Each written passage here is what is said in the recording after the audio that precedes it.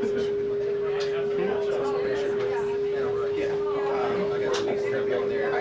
got to email Karoline to see if he wants me to sit next to him for today because of how it's set up. Because his laptop's back there, but he'll have a switcher to go through the slots.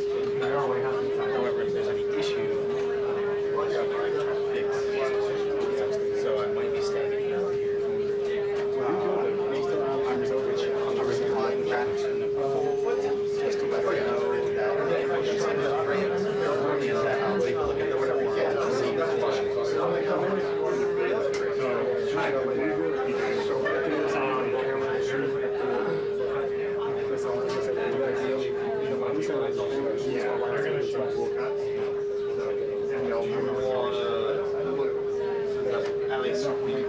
Hey guys, just on behalf of the Correspondence Association, please make sure you leave a path clear for people to be able to come to move through. And the back as well, the photographers need to be able to switch out, so please make sure there's space for them. When the briefing starts, don't put your phones up because you'll be blocking the photographers and the pool cameras. So let's all just work together nicely. Thank you. Sorry? Seatbelts? Yeah, please fasten your seatbelts and keep an eye on the emergency exits. Thank you. Yeah. And we're really not supposed to have tripods or sticks in the aisles. We'll adjust that later. I know it's day to day, but please just make sure to keep space clear. It's a trip hazard. It takes space. Yep. Yes, please.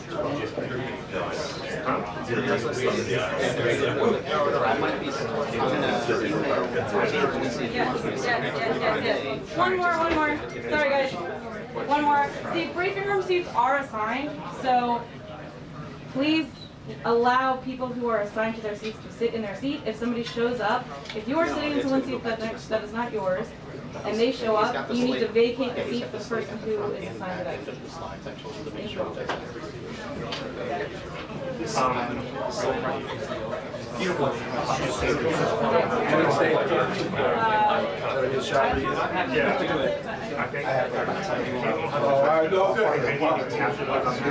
Cuts like I do.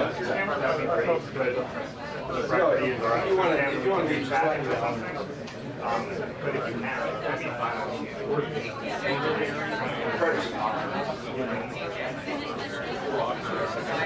I did, and it worked. So, real weird.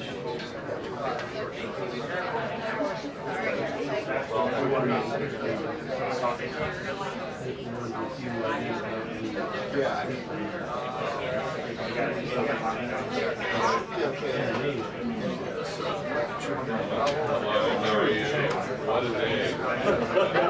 He looks like very popular.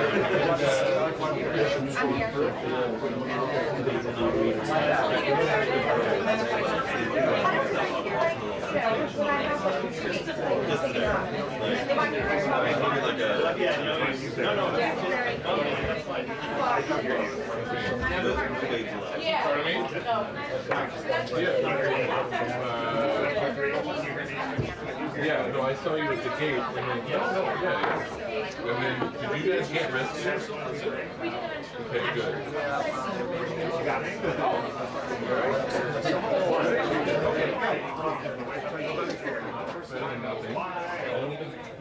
Anything else?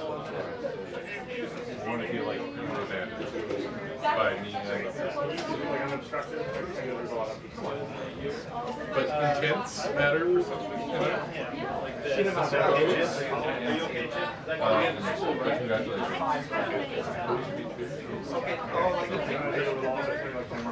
Nothing going on there. My favorite dog name.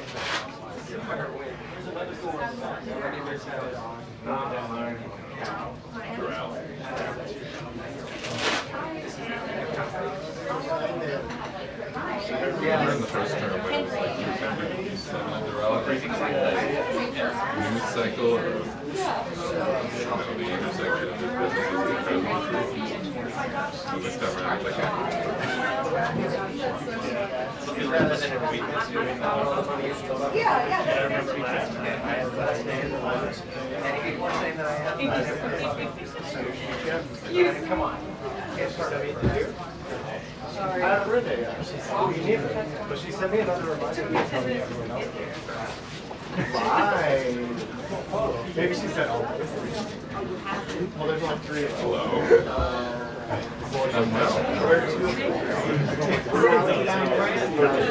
She's just saying the same thing. I'm just sitting here drinking chair now for the 1 p.m. schedule. I don't know that I have much.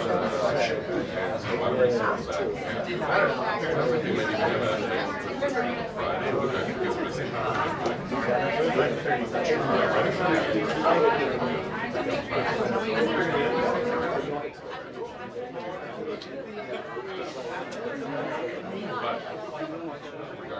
have statements from about basically it's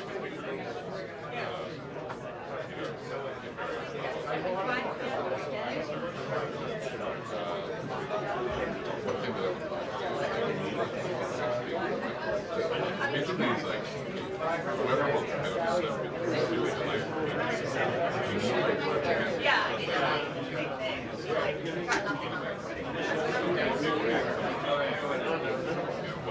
that's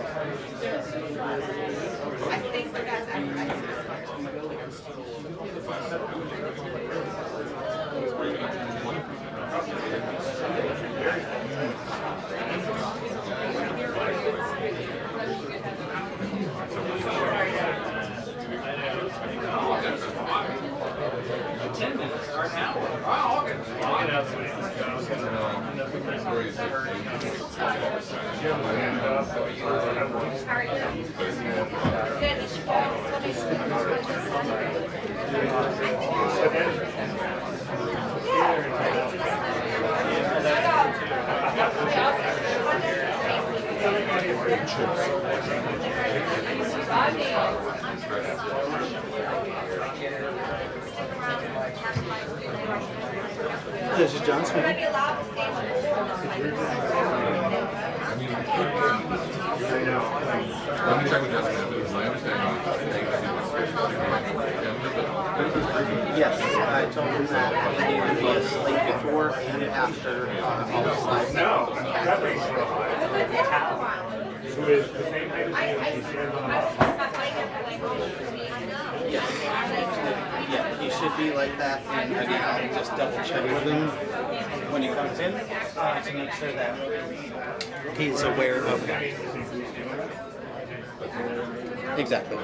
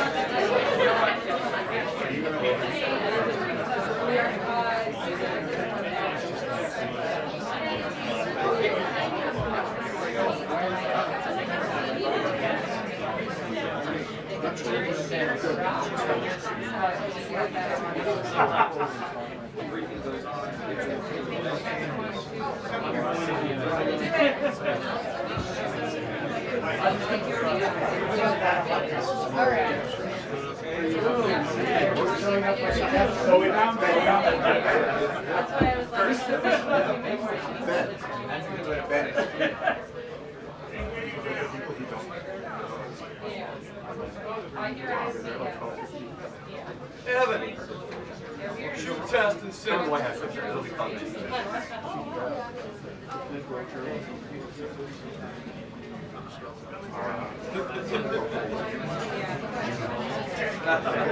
I wasn't here that time.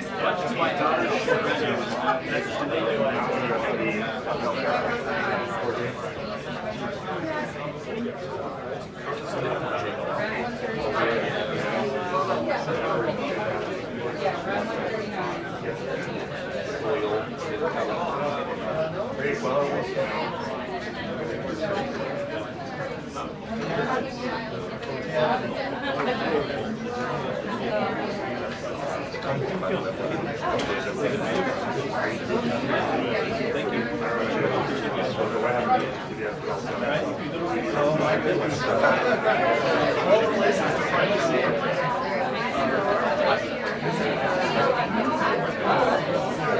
It's cool. It's fun. But it does not gain me a lot of credit. That's okay.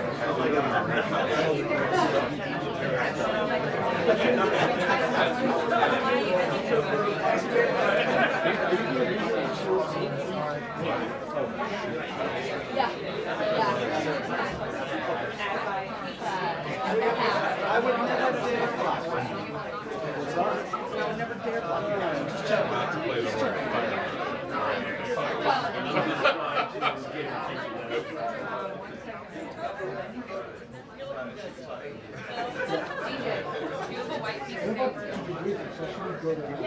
My pants are wet. Not these suits are wet.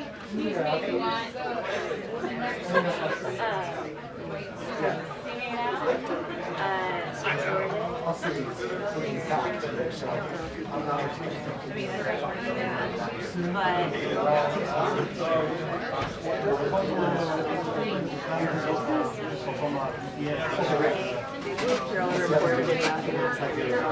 Okay. Well, try to get back. Like, even in the back corner, if you can't, just ask them to walk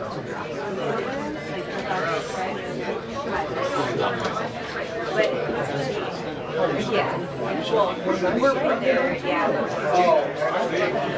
What's up?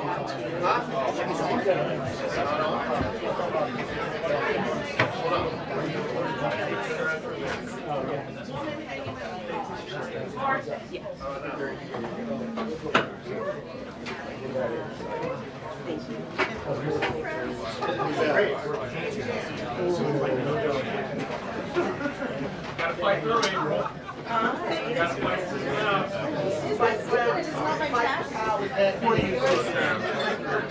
Hi.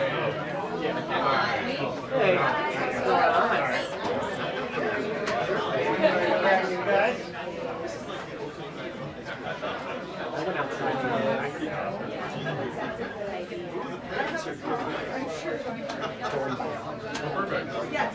Great.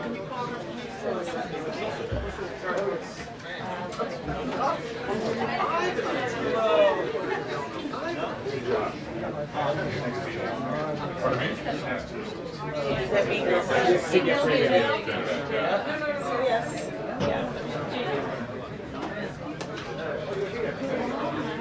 Hey, Tam.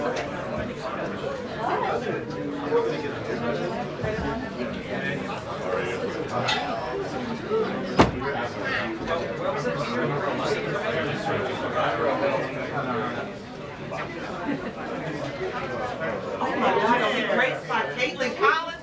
What the hell? Caitlin Collins, the queen of CNN. As our listeners, you are now back home. How does it feel? You're back home. Feels good? It's purple. Okay. Welcome back, sister. Okay, before we get started, final reminder, if somebody comes and it is their seat that you're sitting in, please vacate it for them. Keep the aisle, keep a space in the aisle so that the talkers can move around, and please don't put your cell phones up too high to block the cameras. Thank you all. I know we never absolutely. Hi, Peter. Hi. Zero pass. Yes, I do.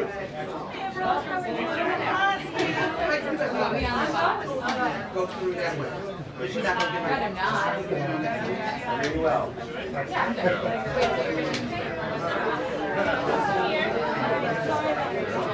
Oh, that's Sarah.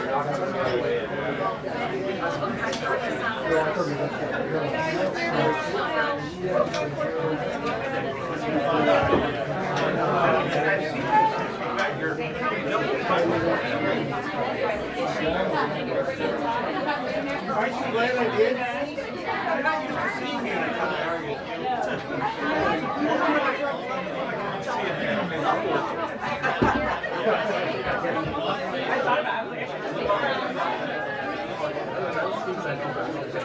I wish I could have a camera to show you. Actually, just to say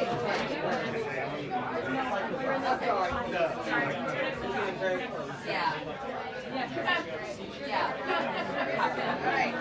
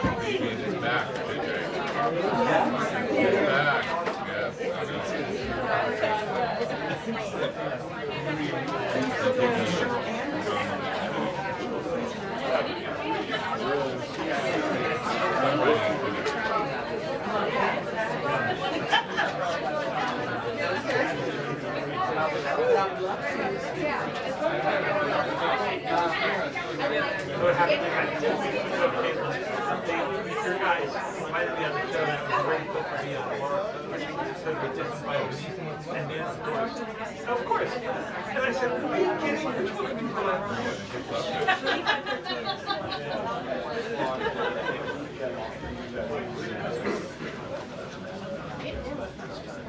All right, guys, this is the first briefing of Donald Trump.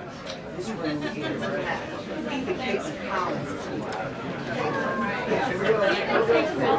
Even Karoline, girl, she's here. All right. Doesn't matter which one. No, up to you guys. I would not be surprised. This is the case. Wonderful.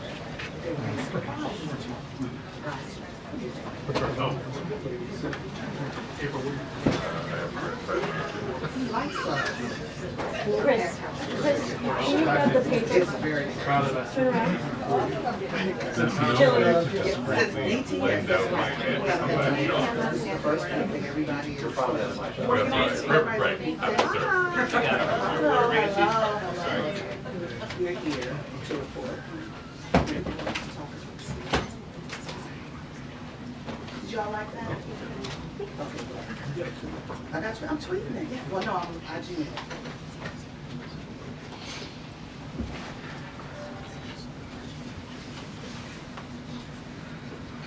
And Nancy, is that your phone that fell underneath the chair? Oh, good. Probably. Yeah.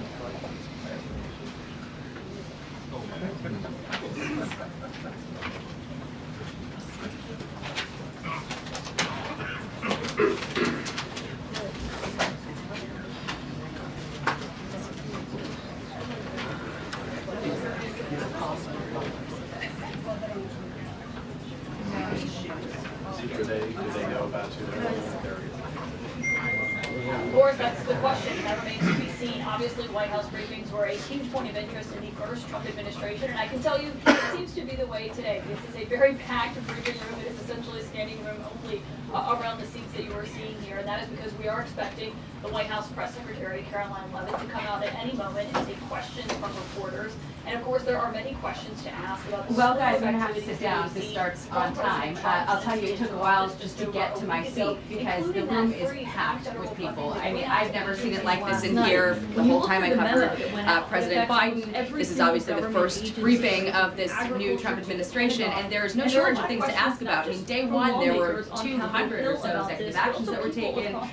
The president last night signed another slate of 5, I believe, seen all the executive orders and one action that added even more of this section. So new executive orders coming in every day, basically. The news she's out in the Secretary in White away about the memo that caused all the federal funding. She will not be a stranger to any of his supporters. She ran unsuccessfully for a Congress seat in New Hampshire, and now, of course, she will be taking the podium at a time when there are a lot of questions about all of the activity that we've seen in the West Wing in just over a week of Trump's second term for us. Thank you.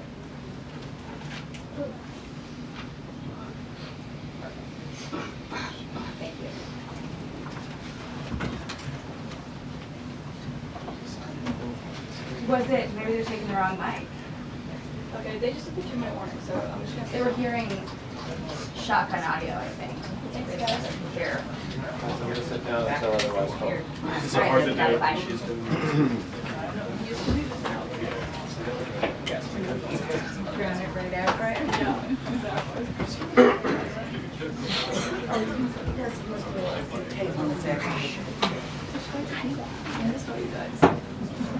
Oh my God, Mike Adams.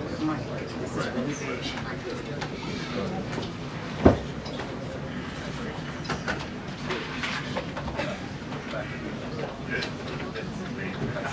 Mr. Allen, we can see your greeting card number on that.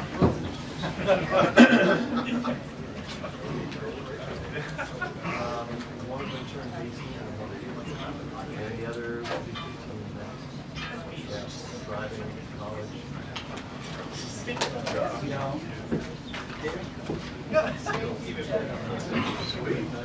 What's going to be the caption for that one?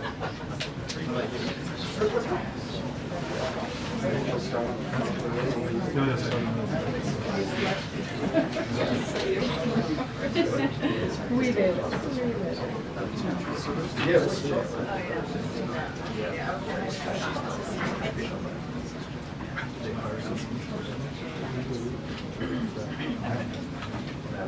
A few days ago, there was a rumor of the border.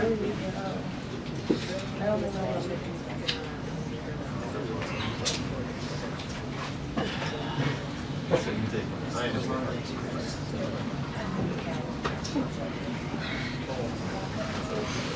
I'm sure Caleb.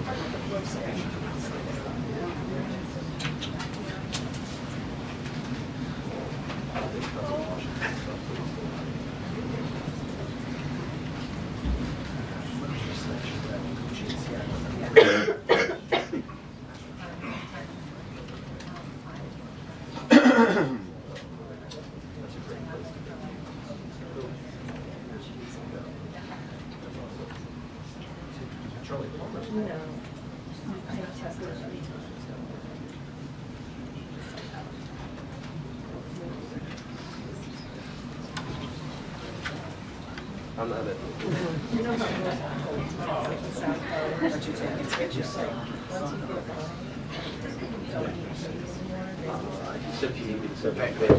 Yeah. Just for the entrance. Oh, you're all good. I've never even seen this room yet, so it's kind of crazy. It's packed. No. Not since 4 years ago like this. Oh, like a tuna fish. Yeah. Imagine being like that. I'm sorry. Good afternoon, everybody. How are we? Good to see all of you. It's an honor to be here with all of you. A lot of familiar faces in the room, a lot of new faces. And President Trump is back, and the golden age of America has most definitely begun.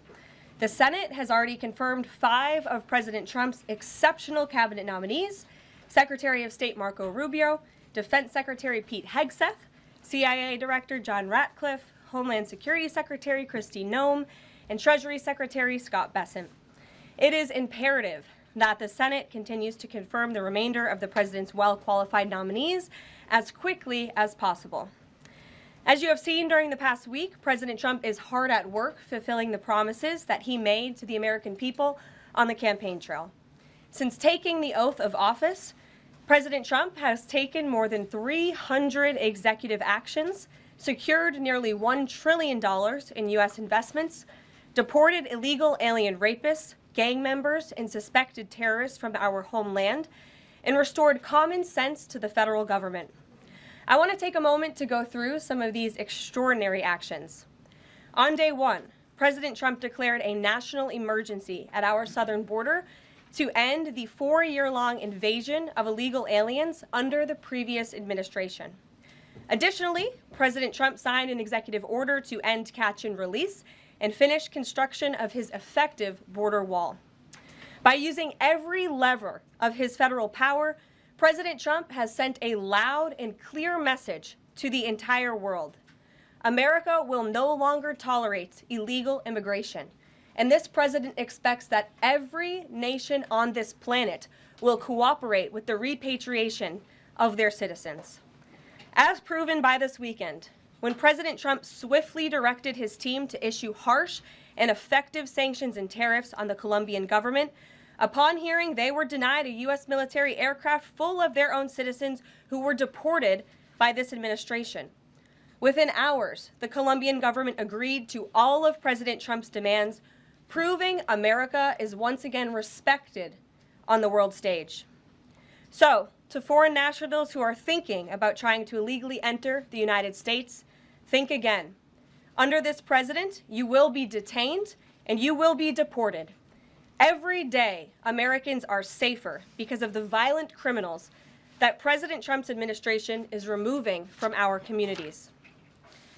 On January 23rd, ICE New York arrested a Turkish national for entry without inspection who is a known or suspected terrorist. On January 23rd, ICE San Francisco arrested a citizen of Mexico unlawfully present in the United States who has been convicted of continuous sexual abuse of a child aged 14 years or younger. ICE St. Paul has arrested a citizen of Honduras who was convicted of fourth-degree criminal sexual conduct with a minor. ICE Buffalo arrested a citizen of Ecuador who has been convicted of rape. ICE Boston arrested a citizen of the Dominican Republic who has a criminal conviction for second-degree murder. This criminal was convicted of murder for beating his pregnant wife to death in front of her 5-year-old son. And ICE St. Paul also arrested a citizen of Mexico who was convicted of possessing pornographic material of a minor on a work computer. These are the heinous individuals that this administration is removing from American communities every single day, and to the brave state and local law enforcement officers, CBP, and ICE agents who are helping in the facilitation of this deportation operation, President Trump has your back, and he is grateful for your hard work. On the economic front, President Trump took immediate action to lower costs for families who are suffering from 4 long years of the Biden administration's destructive and inflationary policies. President Trump ordered the heads of all executive departments and agencies to help deliver emergency price relief to the American people, untangle our economy from Biden's regulatory constraints, and end the reckless war on American energy. President Trump also signed sweeping executive orders to end the weaponization of government and restore common sense to the federal bureaucracy. He directed all federal agencies to terminate illegal diversity, equity, and inclusion programs to help return America to a merit-based society. President Trump also signed an executive order declaring it is now the policy of the federal government that there are only 2 sexes, male and female. Sanity has been restored. Before I take your questions, I would like to point out to all of you once again have access to the most transparent and accessible president in American history. There has never been a president who communicates with the American people and the American press corps as openly and authentically as the 45th and now 47th president of the United States. This past week, President Trump has held multiple news conferences, gaggled on Air Force One multiple times, and sat down for a 2-part interview on Fox News, which aired last week. As Politico summed it up best, Trump is everywhere again. And that's because President Trump has a great story to tell about the legendary American revival that is well underway.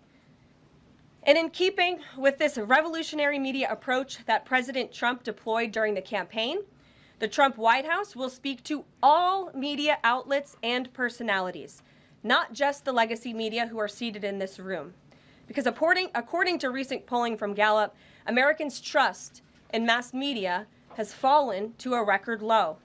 Millions of Americans, especially young people, have turned from traditional television outlets and newspapers to consume their news from podcasts, blogs, social media, and other independent outlets. It's essential to our team that we share President Trump's message everywhere and adapt this White House to the new media landscape in 2025. To do this, I am excited to announce the following changes will be made to this historic James S. Brady briefing room, where Mr. Brady's legacy will endure. This White House believes strongly in the First Amendment, so it's why our team will work diligently to restore the press passes of the 440 journalists whose passes were wrongly revoked by the previous administration. We're also opening up this briefing room to new media voices who produce news-related content and whose outlet is not already represented by one of the seats in this room. We welcome independent journalists, podcasters, social media influencers, and content creators to apply for credentials to cover this White House. And you can apply now on our new website, whitehouse.gov/newmedia. Starting today, this seat in the front of the room, which is usually occupied by the press secretary's staff, will be called the new media seat. My team will review the applications and give credentials to new media applicants who meet our criteria and pass United States Secret Service requirements to enter the White House complex. So in light of these announcements, our first questions for today's briefing will go to these new media members, whose outlets, despite being some of the most viewed news websites in the country, have not been given seats in this room. And before I turn to questions, I do have news directly from the President of the United States that was just shared with me in the Oval Office. From President Trump directly, an update on the New Jersey drones. After research and study, the drones that were flying over New Jersey in large numbers were authorized to be flown by the FAA for research and various other reasons. Many of these drones were also hobbyists, recreational, and private individuals that enjoy flying drones. In time, it got worse due to curiosity. This was not the enemy. A statement from the President of the United States to start this briefing with some news. And with that, I will turn it over to questions. And we will begin with our new media members, Mike Allen from Axios, Matt Boyle from Breitbart. Mike, why don't you go ahead? Thank you very much. Karoline, does the president see anything fishy about DeepSeek, either its origins or its cost? And could China's ability to make these models quicker, cheaper, affect our thinking about expanding generation data centers, chip manufacturing? Sure. The president was asked about DeepSeek last night on Air Force One when he gaggled for, I think, the third or fourth time throughout the weekend with members of the traveling press corps. The president said that he believes that this is a wake-up call to the American AI industry. The last administration sat on their hands and allowed China to rapidly develop this AI program.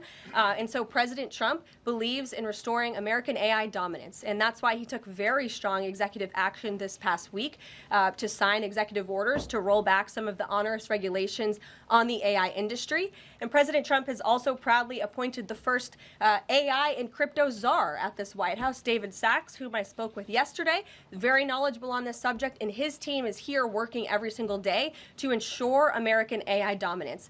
As for the national security implications, I spoke with NSC this morning. They are looking into what those may be, and when I have an update, I will share it with you, Mike. Karoline, you say restore U.S. dominance. Is there a fear that the U.S. either is falling or has fallen behind? And how would the president make sure the U.S. stays ahead? No, the president is confident that we will restore American dominance in AI. Yeah, so Karoline, first off, thank you to you and President Trump for actually giving voices to new media outlets that represent millions and millions of Americans.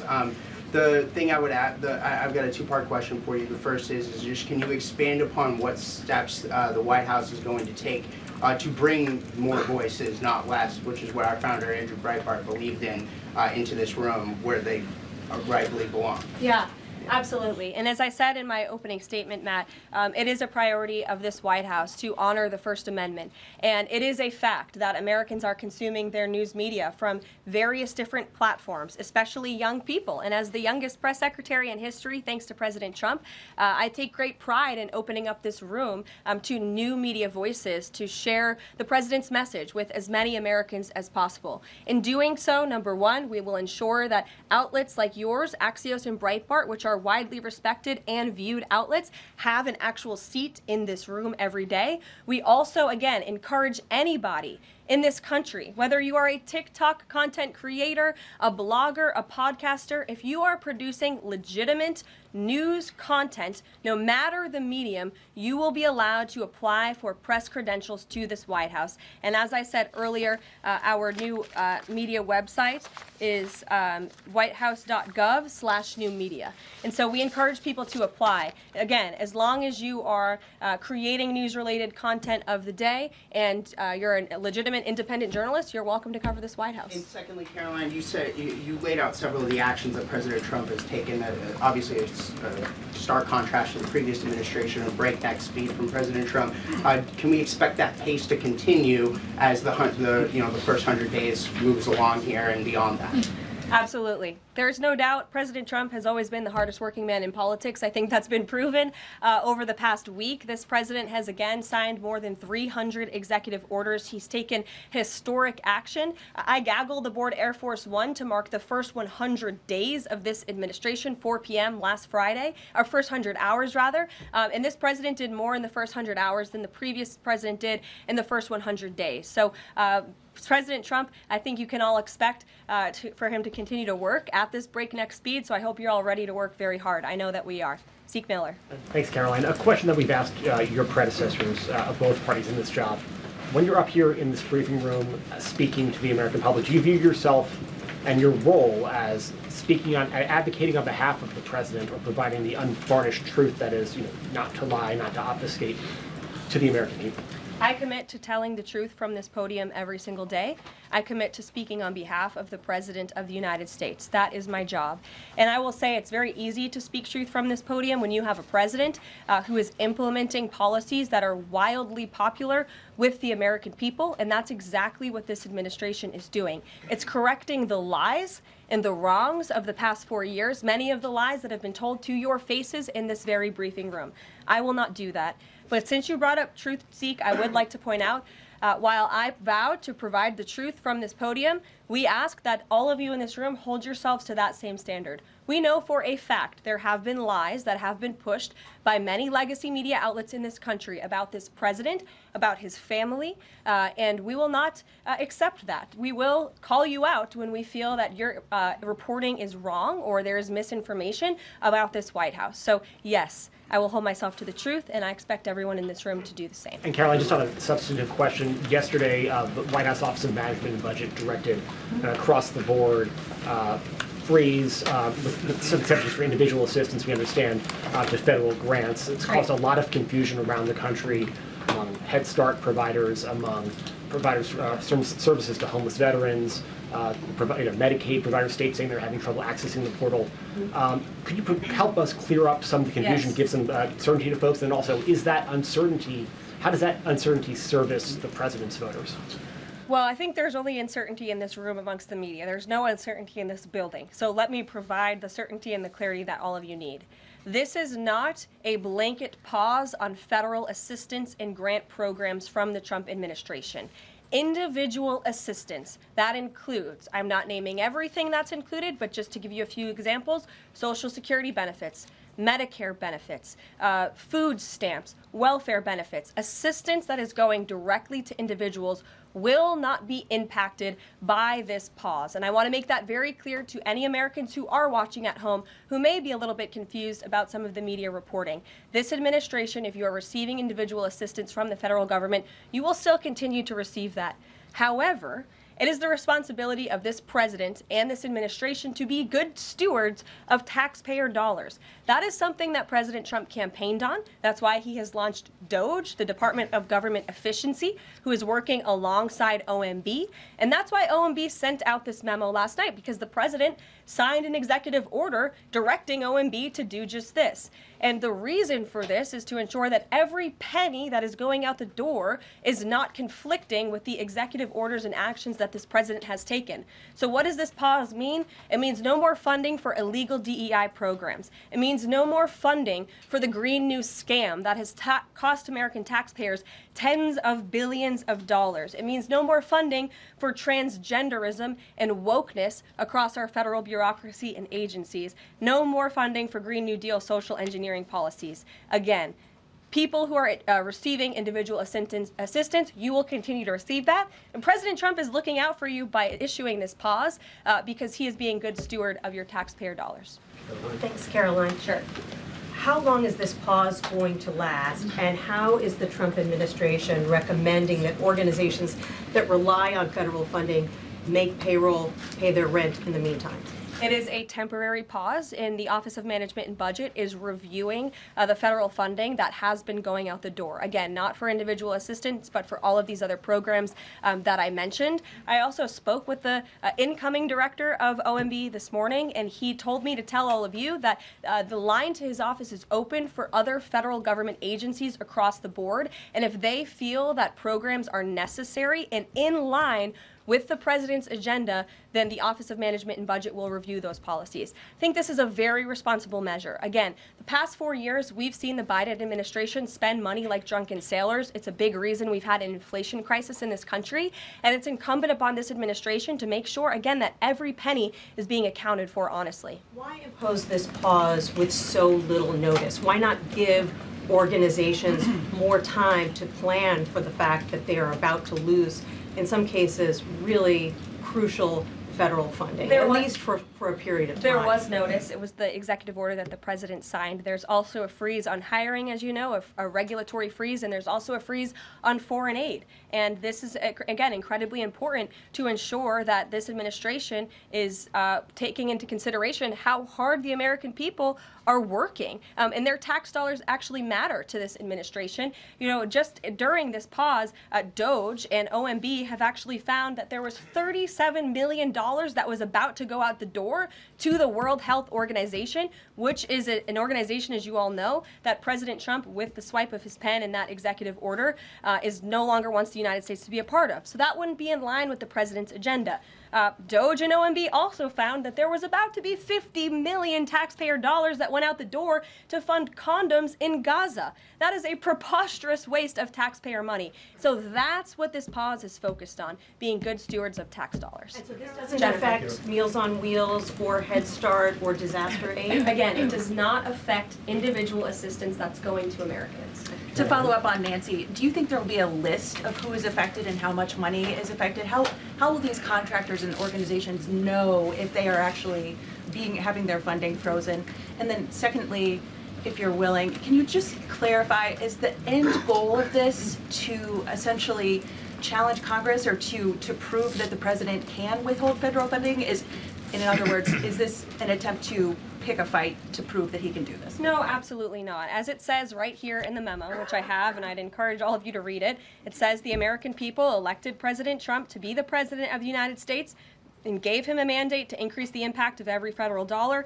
This memo requires federal agencies to identify and review all federal financial assistance programs and supporting activities consistent with the president's policies and requirements. The American people gave President Trump an overwhelming mandate on November 5th, and he's just trying to ensure that the tax money going out the door in this very bankrupt city actually aligns with the will and the priorities of the American people. So will there be a line? Yes.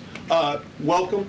You look great. You're doing a great job. You talked about transparency, and some of us in this room know how just transparent President Trump has been the last 5 or 6 years. I think you'll do the same.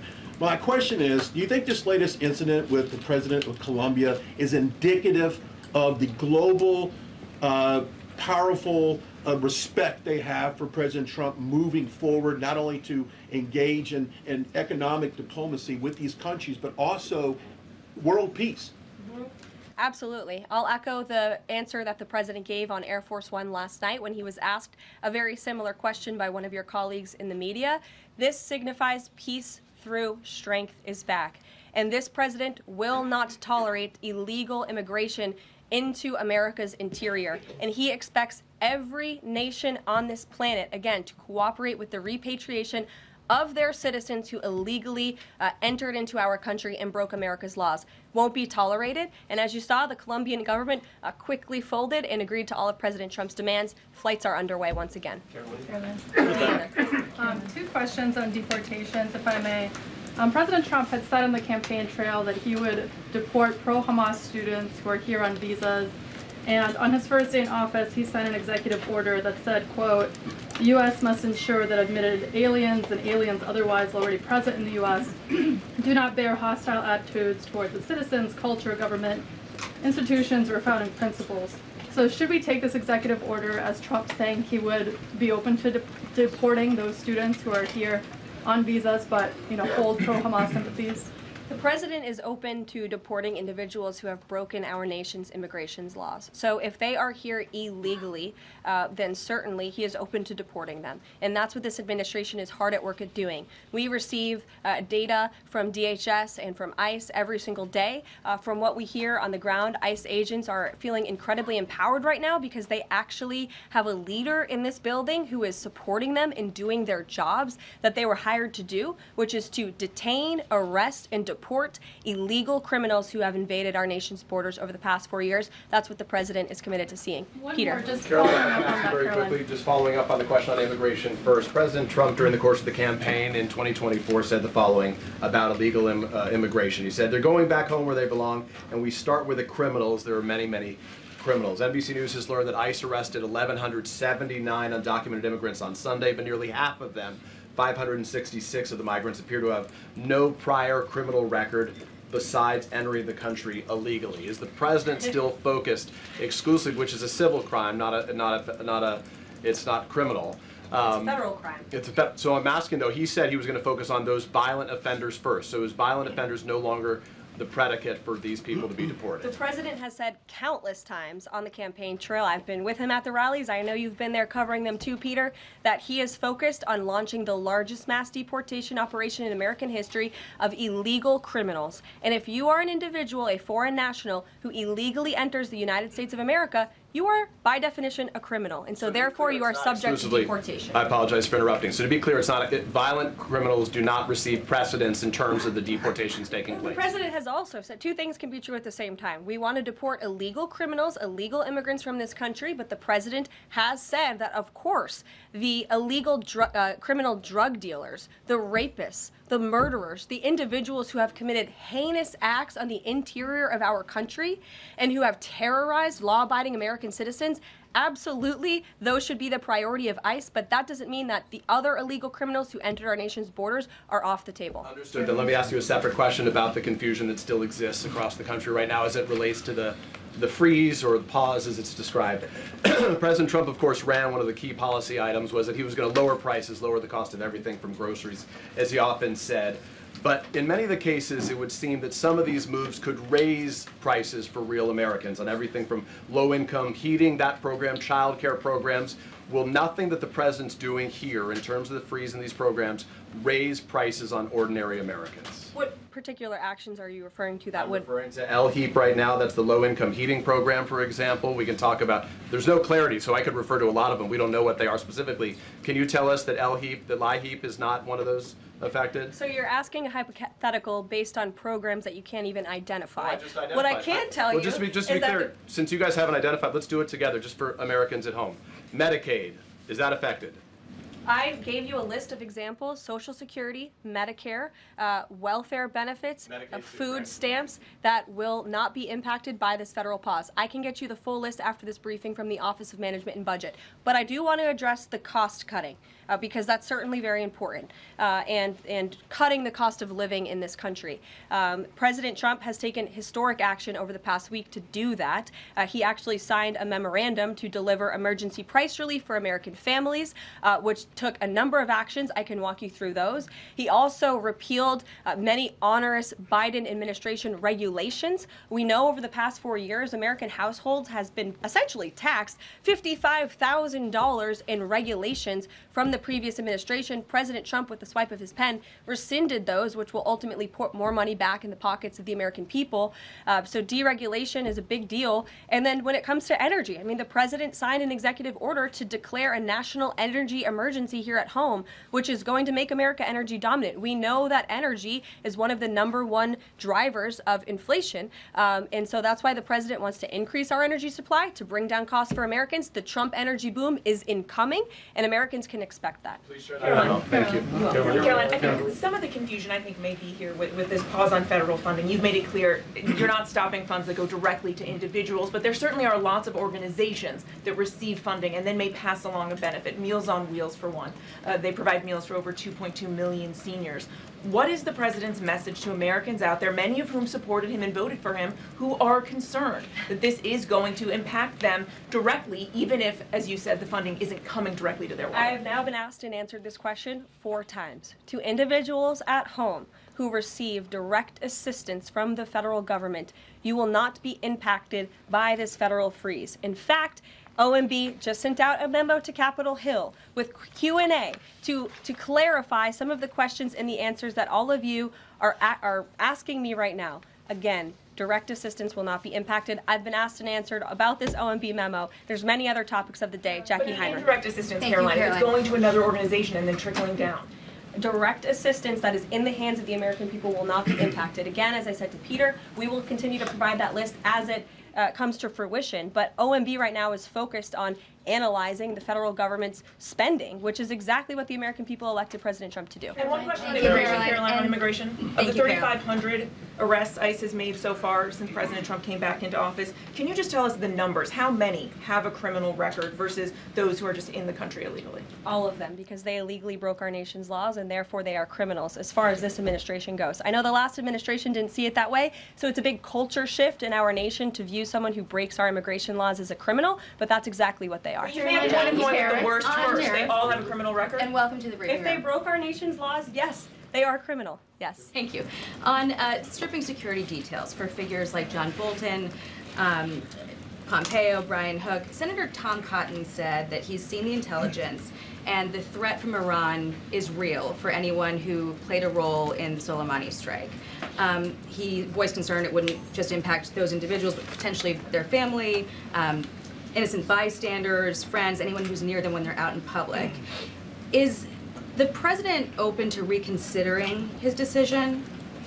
The president was asked and answered this yesterday, and he was firm in his decision despite some of the comments that you had referenced, and he's made it very clear that he does not believe American taxpayers should fund security details for individuals who have served in the government for the rest of their lives, and there's nothing stopping these individuals that you mentioned from obtaining private security. That's where the president stands on it. I have no updates on that. Is there any concern that this decision might jeopardize the administration's ability to hire the best advisors for these kinds of positions in the future? No, in fact, I've talked to the Presidential Personnel Office who has told me directly that there is such an influx of resumes for this administration that it's incredibly overwhelming. There is no lack of talent for the Trump administration. Reagan, would he take any responsibility if anything happened to these people? Would he feel at all that his decision was a factor in that? The president was asked and answered this yesterday. I defer you to his Thanks, comments. Caroline. Reagan, since you're in the back row, I hear you. The back row hasn't gotten much attention in the last 4 years, so I'm happy to answer your question. And I can project. Does the president intend to permanently cut off funding to NGOs that are bringing illegal foreign nationals to the country, such as Catholic charities? I am actually quite certain that the president signed an executive order that did just that, and I can point you to that. One more, Caroline. President Trump issued an executive order on increased vetting for refugees in visa applications. Right. Part of that order was considering an outright ban for countries that have deficient screening processes. Has the president considered yet which countries might fall into this category, or countries like Afghanistan or Syria under consideration for a full ban? Yeah, so the president signed an executive order to streamline the vetting for visa applicants and for illegal immigrants in this country who are coming, of course, from other nations. It also directed the Secretary of State to review the process and make sure that other countries around the world are being completely transparent with our nation and the individuals that they are sending here. And so the Secretary of State has been directed to report back to the president. I haven't seen that report yet. We've only been here for a few days. One, on the freeze in federal funding, who advised the president on the legality of telling government agencies that they don't have to spend money that was already appropriated by Congress? Well, as the OMB memo states, this is certainly within the confines of the law. So White House counsel's office believes that this is within the president's power to do it, and therefore he's doing it. Okay, so they disagree with lawmakers who say that they don't have the power to freeze this funding. Again, I would point you to the language in the memo that clearly states this is within the law. And on what happened on Friday night, the administration fired several inspectors general without giving Congress the 30-day legally required notification that they were being fired. I think only 2 were left at DHS and the DOJ. And then yesterday we saw several prosecutors, I believe 12, fired from the Justice Department who worked on the investigations into the president. As you know, they are career prosecutors, therefore they are afforded civil service protections. How is the administration deciding which laws to follow and which ones to ignore? So it is the belief of this White House and the White House counsel's office that the president was within his executive authority to do that. He is the executive of the executive branch, and therefore he has the power to fire anyone within the executive branch that he wishes to. There's also a case that went before the Supreme Court in 2020, Scala Law LLC versus the Customs, Bureau Protection. I would advise you to look at that case, and that's the legality that this White House was resting on. So you're confident that if they bring lawsuits against you, those prosecutors who were fired, that they will succeed? We will win in court. And yes. did he personally direct this, given they worked on the classified documents investigation and the election interference investigation? This was a memo that went out by the Presidential Personnel Office, and the president is the leader of this White House. So yes. Yes. Caroline. Caroline? Sure. Thank you. Congrats on your first day behind the podium. Thank you. President Trump ended funding for UNRWA and also designated the Houthis a foreign terrorist organization. That's right. Both were decisions that the previous administration had reversed. So here's my question. Will there be an investigation into who gave the previous administration this terrible advice?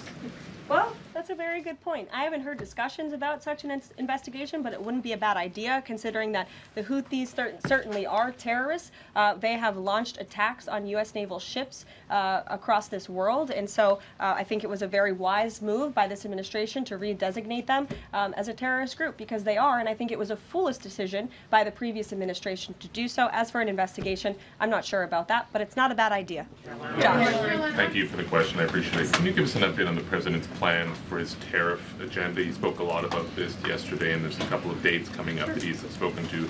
Number one, February 1st, he's alluded to both the potential for tariffs for Canada and Mexico, but also China to take effect on those days. What's he thinking about that?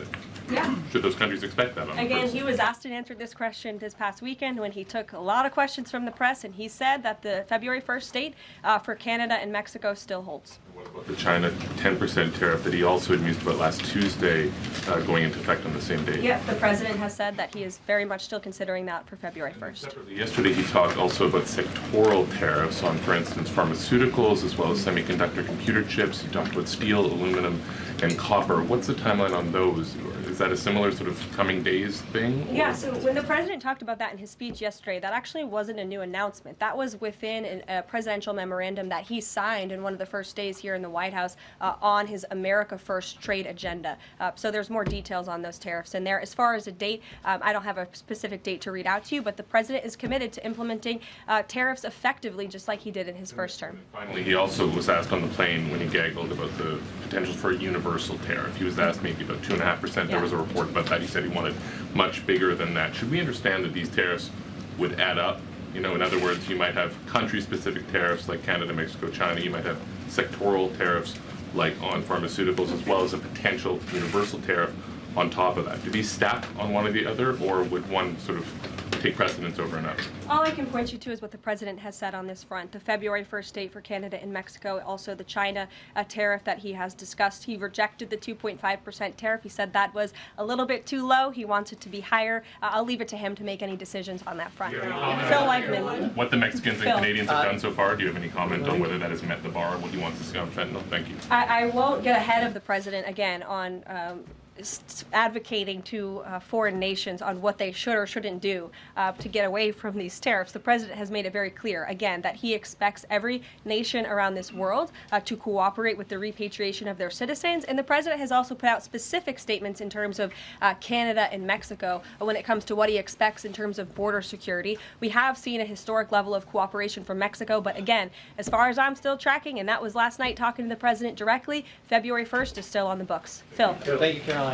Quick programming note and then a question on taxes. In terms of programming, should we expect to see you here every day? How frequently will these press briefings be? It is a good question, April. So look, the president, as you know, is incredibly accessible. First day here, he wanted all of you in the Oval Office. You got a 60-minute press conference with the leader of the free world while he was simultaneously signing executive orders. I may add that's pretty impressive.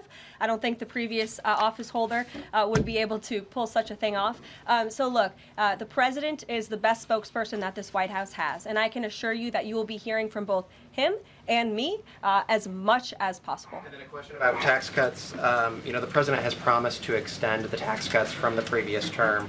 I'm curious, does the president support corresponding spending cuts as some Republicans have called for in Congress? And will the new Treasury Secretary be leading those negotiations with the Hill as Mnuchin did during the first administration? The president is committed to both tax cuts and spending cuts. And he has a great team negotiating on his behalf, but there's no better negotiator than Donald Trump, and I'm sure he'll be involved in this reconciliation process as it moves forward. Karoline, in the announcement that you made last night on the Iron Dome, it said the president had directed that the United States will build this Iron Dome. Yeah. When you read into the executive order, it seemed short of that. It asked for a series of studies and reports back to him. Can you tell us whether the president has directed this? And if he is as concerned on this issue, why the suspensions that we saw listed by OMB included so many different nuclear programs, non-proliferation programs, programs to blend down nuclear weapons, and so forth? First of all, when it comes to the Iron Dome, the executive order directed the implementation of an Iron Dome. It also, as you said, kind of directed research and studies to see if or how the United States can go about doing this, particularly the Department of Defense. When it comes to the other question that you asked about those specific programs, again, I would say this is not a ban. This is a temporary pause and a freeze to ensure that all of the money going out from Washington, D.C. is aligned with the president's agenda. And as the Office of Management and Budget has updates on what will be kickstarted once again, I will provide those to you. Just to clarify for a sec what you were saying before on Medicaid. It wasn't clear to me whether you were saying that no Medicaid would be cut off. Obviously, a lot of this goes to states before it goes to individuals and so forth. So are you guaranteeing here that no individual now on Medicaid would see a cutoff because of the pause? I'll check back on that and get back to you. John. Thanks a lot, Karoline. As you know, in the first week that the president was in office, signed an executive order as it relates to birthright citizenship, trying to eliminate that. Now, 22 state attorney generals have said that this is unconstitutional. A federal judge has just agreed with their argument. What's the administration's argument for doing away with birthright citizenship? The folks that you mentioned have a right to have that legal opinion, but it is in disagreement with the legal opinion of this administration.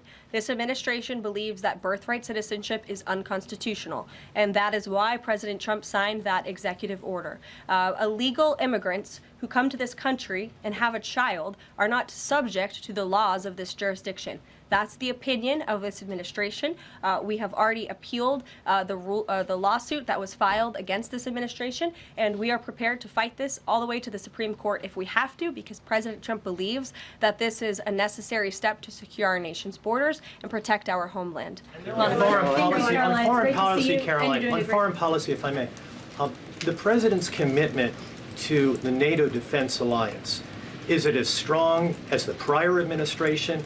Is it the same as when he served as president in his first term in office? As long as NATO pays their fair share, and President Trump has called on NATO allies to increase their defense spending to 5%. You actually saw the head of NATO at Davos last week on Bloomberg television saying that President Trump is right, and if Europe wants to keep itself safe, they should increase their defense spending. I would just add that there was no greater ally to our European allies than President Trump in his first term. The world for all nations in Europe and of course here at home was much safer because of President Trump's peace through strength diplomatic approach. Thank you, Karoline, and it's great to finally be called on as well in the briefing room. I appreciate that. Of course, we know President Trump just got back from North Carolina and California meeting with victims of natural disasters. There's the 2-year anniversary of the East Palestine, Ohio toxic train derailment. Does the president have any plans to go visit the victims of that toxic spill or just visit in general? No plans that I can read out for you here. If that changes, I will certainly keep you posted. What I can tell you is that President Trump still talks about his visit to East Palestine, Ohio. That was one of the turning points, I would say, in the previous election campaign, where Americans were reminded that President Trump is a man of the people, and he, as a candidate, visited that town that was just derailed by the train derailment, no pun intended, and he offered support and hope, just like I saw the president do this past week. It was a purposeful decision by this president on his first domestic trip to go to North Carolina and to California to visit with Americans who were impacted by Hurricane Helene and also by the deadly fires. A red state and a blue state, both of which feel forgotten by the previous administration and the federal government. That is now ended under President Trump. He will continue to put Americans first, whether they're in East Palestine, in Pacific Palisades, or in North Carolina. Thank you, Caroline. On California, could you please clarify what the military did with the water last night as referenced in the president's Truth Social post? The water has been turned back on in California, and this comes just days after President Trump visited Pacific Palisades, and as you all saw, applied tremendous pressure on state and local officials in Pacific Palisades, including Los Angeles Mayor Karen Bass, to turn on the water and to direct that water to places in the south and in the middle of the state that have been incredibly dry, which has led to the expansion, the rapid expansion of these fires. So could you clarify what the military's role was, where the water came from, and how it got there? Again, the Army Corps of Engineers has been on the ground in California to respond to the devastation from these wildfires, and I would point out that just days after President Trump visited the devastation from these fires, the water was turned on. That is because of the pressure campaign he put on state and local officials there who clearly lack all common sense. And I will never forget being at that roundtable with the president last week and hearing the frustration in the voices of Pacific Palisades residents who feel as though their government has just gone insane. Before President Trump showed up on the scene, Karen Bass was telling private property owners that they would have to wait 18 months to access their private property. So this administration, the president and his team that's on the ground in California, Rick Grinnell, who he has designated to oversee this great crisis, it will continue to put pressure on Karen Bass and state and local officials to allow residents to access their properties. This is a huge part of it. These residents want to take part in their own clearing out of their properties. They should be able to do that. It's the United States of America. What happened to our freedom? Clearly it's gone in California, but not anymore under President Trump. April. Caroline, welcome to the briefing room. Thank you. Several questions. One on the pause. Will minority-serving institutions, preferably colleges and universities, have those monies held back temporarily at this moment? Again, I have not seen the entire list because this memo was just sent out. So I will provide you all with updates as we receive them, okay? Secondly, when it comes to immigration, there is this southern border focus. What happens to those who've overstayed their visas? That is part of the broken immigration system. In 2023, there was a report by the Biden administration, the Homeland Security Department, that said overstays of visas were 3 times more than usual. Will there be a focus on the overstays for visas as well? If an individual is overstaying their visa, they are therefore an illegal immigrant residing in this country and they are subject to deportation. And also lastly, as we're dealing with anti-DEI, anti-woke efforts, we understand this administration is thinking about celebrating Black History Month. Have you got any word on that? Anything that you can offer to us? As far as I know, this White House certainly still intends to celebrate, and we will continue to celebrate American history and the contributions that all Americans, regardless of race, religion, or creed, have made to our great country, and America is back. Christian Dayton. Thanks, Caroline. Just real quick, you mentioned the inflation executive order the president signed, but egg prices have skyrocketed since President Trump took office, so what specifically is he doing to lower those costs for Americans? Really glad you brought this up because there is a lot of reporting out there that is putting the onus on this White House for the increased cost of eggs. I would like to point out to each and every one of you that in 2024, when Joe Biden was in the Oval Office or upstairs in the residence sleeping, I'm not so sure, egg prices increased 65% in this country. We also have seen the cost of everything, not just eggs. Bacon, groceries, gasoline have increased because of the inflationary policies of the last administration. As far as the egg shortage, what's also contributing to that is that the Biden administration and the Department of Agriculture directed the mass killing of more than 100 million chickens, which has led to a lack of chicken supply in this country, therefore a lack of egg supply, which is leading to the shortage. So I will leave you with this point. This is an example of why it's so incredibly important that the Senate moves swiftly to confirm all of President Trump's nominees, including his nominee for the United States Department of Agriculture, Brooke Rollins, who is already speaking with Kevin Hassett, who's leading the economic team here at the White House, on how we can address the egg shortage in this country. As for costs, I laid out the plethora of ways that President Trump has addressed saving costs for the American people over the past week. He looks forward to continuing to doing that in the days ahead. Thank you guys. One more border question. Are Medicaid portals down in all 50 states? That was good.